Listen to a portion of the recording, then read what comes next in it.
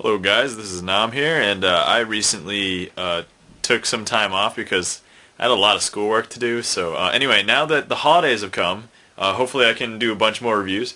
But I wanted to take this time this week to actually review three movies that actually came out earlier this week on DVD. One of them is the highly anticipated Simpsons movie. I personally know a lot of people that didn't go to see this at the movie theater because they heard A, it wasn't that long, and I don't know. I don't think it was necessarily anything special to watch at the theater. But anyway, so there's that. The next one is Balls of Fury. Yeah, I'll tell you about that in a little bit. And the last one is Stardust. So, alright, definitely want to go over those three movies. Anyway, let's start with the Simpsons movie. Now, the Simpsons movie, in my mind, I heard it was really short initially, and I didn't go to see it in the movie theater. But what ended up happening was, came out on DVD, I watched it, and I actually thought it was pretty good. I think a lot of people liked it, so it wasn't such a huge deal. It seemed like it was a really long episode of a really good Simpsons plot, I guess.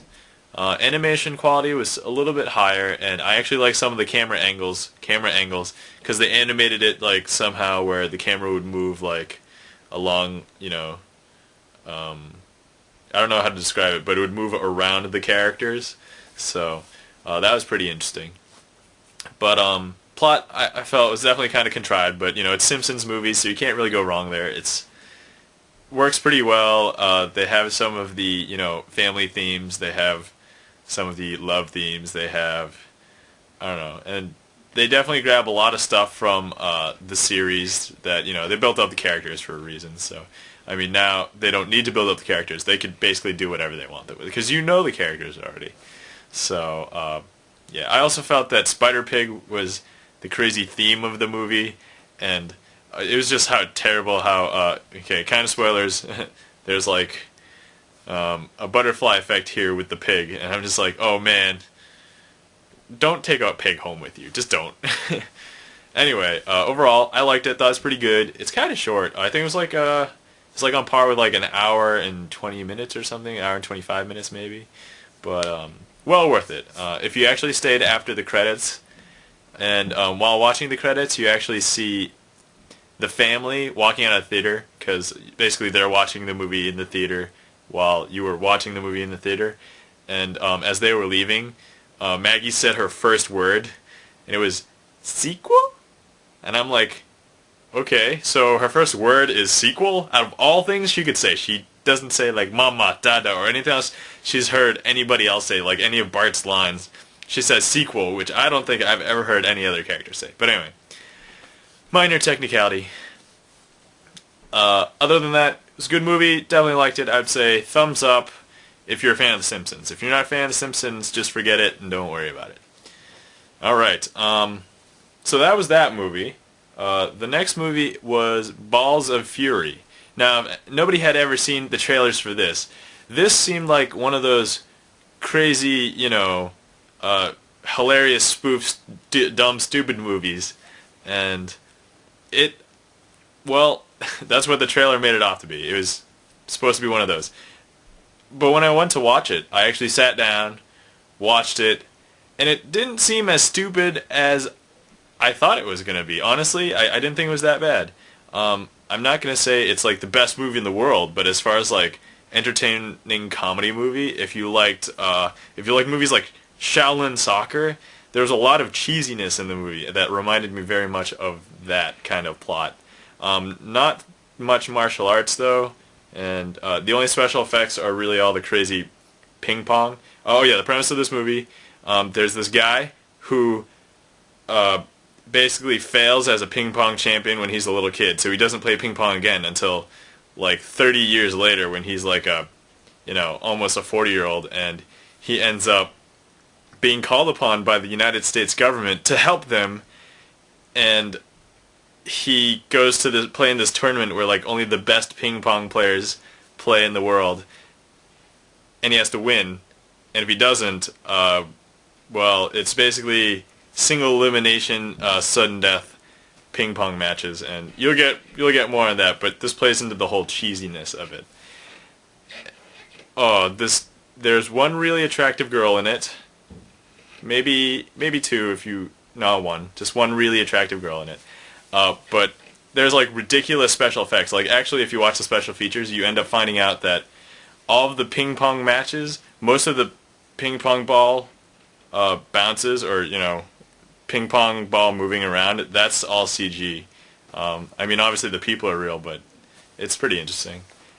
So anyway, I want to say this movie's not terrible. I don't want to give it a thumbs up though, because I know a lot of people probably aren't going to like it. So, but I'm not going to give it a thumbs down. So I would say I'd recommend watching it if you really like cheesy humor. But if you don't worry about it. It's okay. But I liked it. I actually liked it a lot. Alright. Anyway. And that was that movie. So now, third movie I wanted to talk over was Stardust. Now, I believe this actually did really well in the theaters. Stardust is this fantasy movie. It's about this kid who wants to impress this lady that he wants to court, basically. And he ends up having to run over to a fallen star and get a piece of it and show her, and he'll win his love. Anyway, that's not really... I mean, that's the whole driving goal since the beginning of the movie, but it's actually about this fantasy world. Basically what happens is when a shooting star comes down from the sky, it goes into like this magical dimensional portal where like it's behind this wall in England, and the wall has a hole in it that's guarded by this small little man. Okay, this might sound really crazy, but I swear the movie explains it a lot better. And he runs into it, and it's like this fantasy world of like sky pirates and magical witches and magic in general, and talking animals and all this fun stuff. But anyway, it very much reminded me of Princess Bride. Yes, I'm comparing it to Princess Bride. If you really like fantasy movies, I definitely recommend this one. I want to say hands down, I give this a thumbs up. The lead character is played by this guy, relatively unknown. I don't even recall his name right now. But the movie also stars Robert De Niro, and he plays this amazingly hilarious role. It's pretty good. Now, not only is this movie funny, it has a lot of action in it, and it gives you like this, fantasy epic feeling at the end that you probably get during Princess Bride. It's not going to be anything epic like, Lord of the Rings epic or 300 epic, but it is definitely pretty good. So, definitely recommend Stardust, and definitely give it a big thumbs up. So, anyway, that's that for this week. Hopefully, you'll see a couple more episodes in the next couple of weeks because I have it off, but I have to drive 360 miles home, finish my Christmas shopping. Need I mind you, there's only 4 shopping days left. No, 3 or 4 shopping days left, and I don't know if I'm going to be able to do it. But anyway, and then I got to come back, and I have a New Year's Eve party planned, and all this fun stuff. But anyway, you guys have fun, enjoy the movies, and I'll get back to you sometime soon. Alright, have a good night.